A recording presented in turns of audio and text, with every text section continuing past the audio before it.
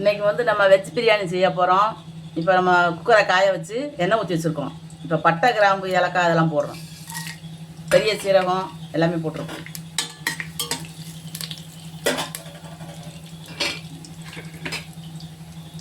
இப்போ வந்து நம்ம வெங்காயத்தை போட்டுருவோம். இது வந்து பட்டை கிராம்பில் வந்து ஏலக்காயும் கிராம்பும் வெடிக்கும். நம்ம அதனால் கொஞ்சம் தள்ளி நின்றுக்கிறணும். அப்படி இல்லைன்னு சொன்னால் நம்ம உடனே வெங்காயத்தை போட்டுறணும். டப்புன்னு மூஞ்சில் வெடிச்சிடும் எண்ணெயோட. இப்போ வெங்காயம் போட்டோம்னா அந்த அளவுக்கு வெடிக்காது. நல்லா வெங்காயம் வந்து நல்லா பொன்னிறமாக வேகட்டும். வெங்காயம் வந்து நல்லா பொன்னிறமாக வந்துடுச்சு. பிரியாணி அப்படின்னாலே இந்த மாதிரி தான் வேகணும். அது காய் பிரியாணியாக இருந்தாலும் சரி, சிக்கன் மட்டனாக இருந்தாலும் வெங்காயம் பொன்னிறமாக வந்துச்சுன்னா நமக்கு வந்து நல்லா ஒரு மணமாக இருக்கும் பிரியாணி. இப்போ அந்த அளவுக்கு வந்துக்கிட்டு இருக்குது. இப்போ வந்து நான் தக்காளியை போட்டுருவோம். தக்காளி 2 தக்காளி வெட்டி வச்சுருக்கேன். ஒரு பச்சை மிளகாய் கீறி வச்சுருக்கேன்.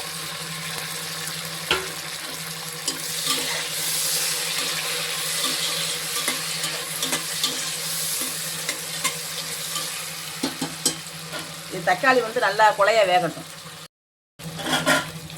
நமக்கு தக்காளி இந்த அளவுக்கு வெந்துக்கிட்டு இருக்குது. இப்போ வந்து இஞ்சி பூண்டு அரைச்சி வச்சுருக்கோம். வெள்ளைப்பூடும் இஞ்சும் அதை நம்ம போட்டுக்குவோம்.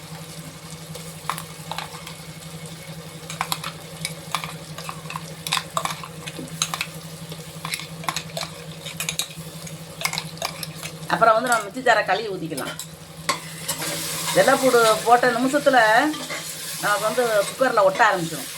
நம்ம உடனே கிண்டி விட்டுறணும். இந்தா ஒட்ட ஆரம்பிச்சிடும். இதை நல்லா வந்து நம்ம கிண்டிக்கிட்டே இருக்கணும் கொஞ்சம் வேகிற வரைக்கும்.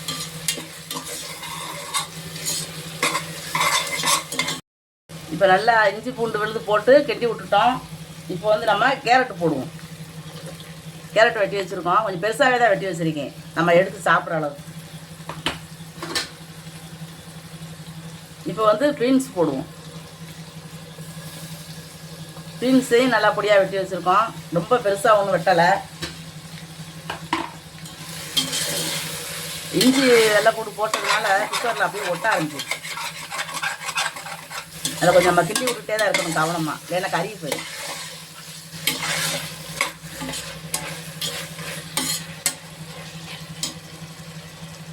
இப்போ வந்து நம்ம உருளைக்கிழங்கு போடுவோம். உருளைக்கிழங்கையும் அதே அளவில் தான் வெட்டி வச்சுருக்கோம். தொலியை சீவிட்டு வெட்டி வச்சுருக்கோம். இது வந்து பச்சை பட்டாணி உரித்து வச்சுருக்கேன்.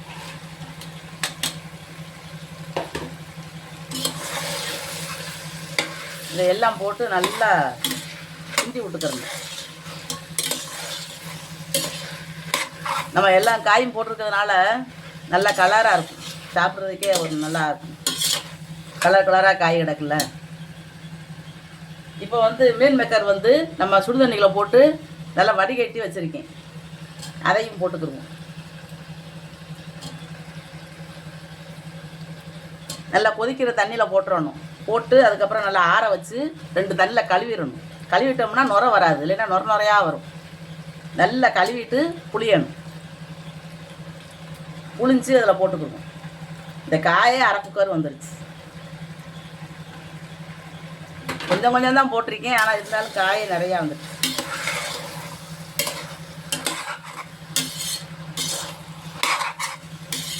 இது நல்லா வதங்கட்டும். காய் எல்லா காயும் வந்து நல்லா வதங்கி வருது. இப்போ வந்து நம்ம உப்பு போடுவோம். காய்க்கு சாப்பாட்டுக்கெல்லாம் சேர்த்து மொத்தமாக உப்பு போட்டுருவோம்.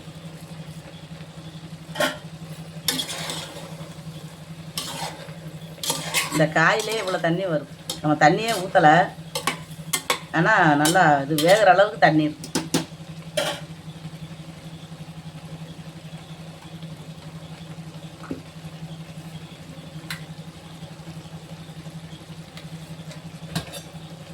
இப்போ இந்த காய்களுக்கெல்லாம் நமக்கு கொஞ்சம் காண்ற அளவுக்கு கொஞ்சம் குழம்பு பொடி போடுவோம். ஏன்னா நம்ம வந்து கொஞ்சம் லேசாக பொடி இதில் ஒட்டு இருந்தால் நமக்கு நல்லாயிருக்கும் சாப்பிட்றதுக்கு. இல்லைன்னா வெறும் காய் வந்து மசாலா இல்லாமல் வெள்ளையாக இருக்கும். இப்போ வந்து நம்ம தனி மிளகாய் பொடி போடுவோம். 2 பச்சை மிளகாய், ஏற்கனவே 3 பச்சை மிளகாய் கீழே போட்டிருக்கேன்.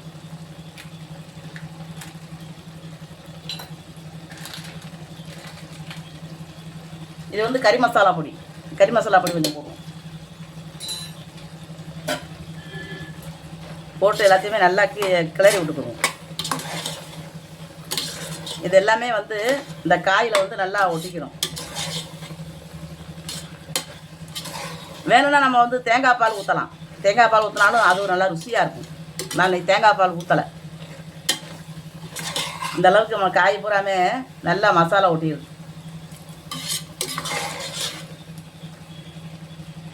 இது கொஞ்சம் நேரம் வேகட்டும். ரொம்ப வேகணும்னு அவசியம் இல்லை, கொஞ்சம் நேரம் வந்தால் போதும். மூடி வச்சிருவோம்.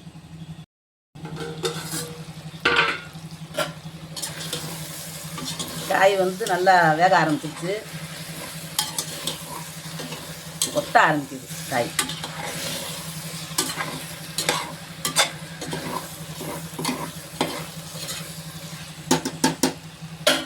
இப்போ வந்து நம்ம அரிசி எடுத்து வச்சுருக்கோம்.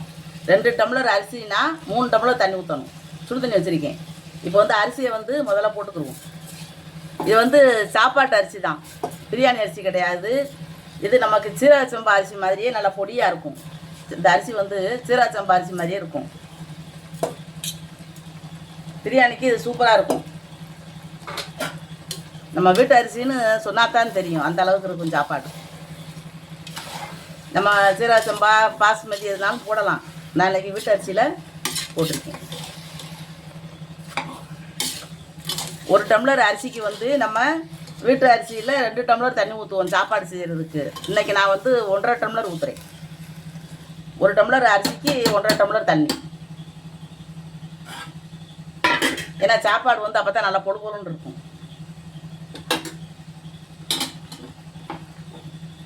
தண்ணி வந்து கொதிச்சுக்கிட்டு இருக்கு, அதனால் கொதி தண்ணி இது ஊற்றிடுவோம்.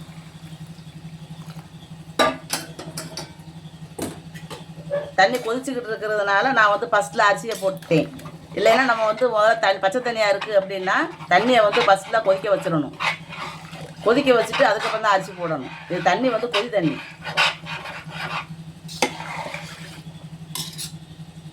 உப்பு கரெக்டாக இருக்கான்னு குடிச்சு பார்த்துட்டு நம்ம அப்புறமா உப்பு போட்டுக்குருவோம்.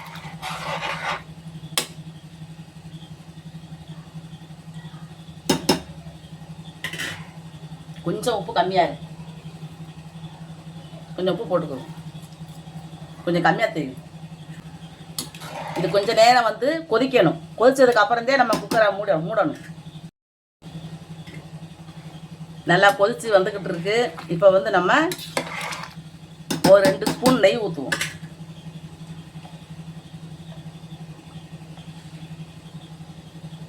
நான் ஃபஸ்ட்டில் நெய் ஊற்றலை, அதனால் இப்போ ஊற்றுறேன்.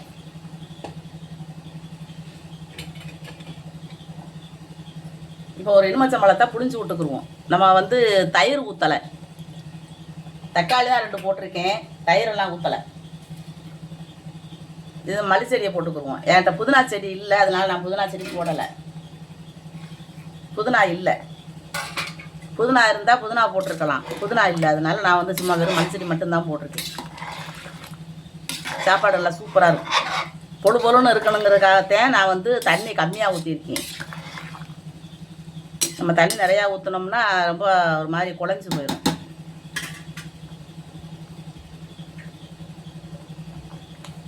இப்போ நம்ம வந்து 2 விசில் வச்சுருவோம்.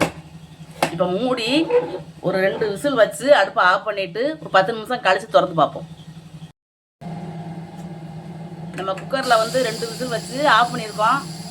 ஒரு 10 நிமிஷம் கழித்து இப்போ திறந்து பார்ப்போம் எப்படி இருக்குன்னு.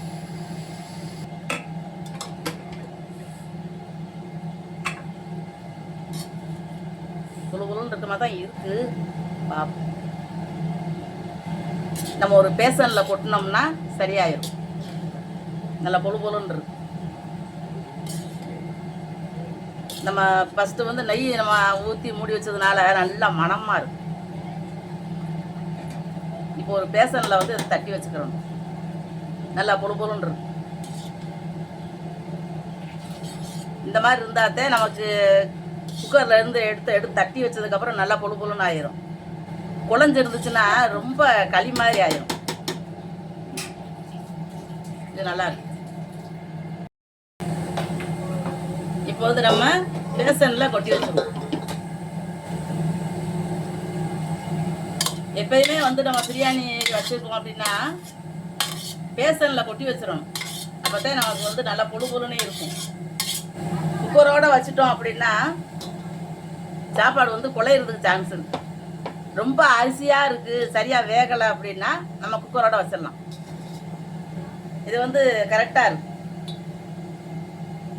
நல்லாவே எல்லா காயுமே நல்லா வெந்து நல்லா சாப்பாடுமே நல்லா இருக்கு.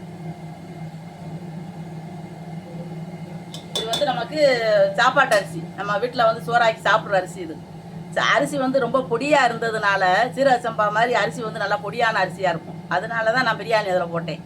அரிசி பெருசாக இருக்குது அப்படின்னா நம்ம வந்து இதில் பிரியாணி போட்டால் அந்த அளவுக்கு ரொம்ப நல்லா இருக்காது. இது வந்து அப்படியே நமக்கு பாஸ்மதி அரிசி போட்டு எப்படி சாப்பிடுவோமோ சீரக சம்பாலாம் அந்த மாதிரியே தான் இருக்கும். டேஸ்ட்டும் அதே மாதிரியே இருக்கும். நம்ம வந்து 1 டம்ளர் அரிசி அப்படின்னா 1.5 டம்ளர் தான் தண்ணி ஊற்றணும். நான் வந்து 2 டம்ளர் அரிசிக்கு 3 டம்ளர் தான் தண்ணி ஊற்றினேன். அதுவே கரெக்டாக இருக்குது. ஏன்னா நமக்கு வந்து இதை விட தண்ணி நம்ம வீட்டு அரிசி தானேன்னு சொல்லி தண்ணி அதிகமாக வச்சிடக்கூடாது, சோறு குழஞ்சி போயிடும்.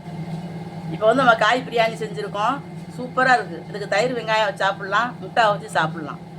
காலையில் பிள்ளைகளுக்கு செஞ்சு கொடுத்தாலும் ஆஃபீஸ்காரங்களுக்கு செஞ்சு கொடுத்தாலும் காலையிலே நம்ம செய்யணும் அப்படின்னா நம்ம நைட்டே காயை வெட்டி பிரிச்சுக்குள்ளே வச்சுட்டோம்னா நமக்கு ஈஸியான வேலையாக இருக்கும். ஏன்னா இது வந்து ரொம்ப நிறையா காயெல்லாம் வெட்ட வேண்டியிருக்கனால லேட் ஆகும். இந்த மாதிரி நீங்களும் செஞ்சு சாப்பிட்டு பாருங்கள். டேஸ்ட் எப்படி இருந்துச்சுன்னு சொல்லுங்கள். வீட்டு அரிசியில் செஞ்சதுனால நீங்கள் வந்து இந்த மாதிரி இந்த வீடியோ உங்களுக்கு பிடிச்சிருந்துச்சுன்னா லைக் பண்ணுங்கள், ஷேர் பண்ணுங்கள், சப்ஸ்கிரைப் பண்ணுங்கள், பக்கத்தில் இருக்கிற பெல் பட்டனை அமைக்கி விட்ருங்க.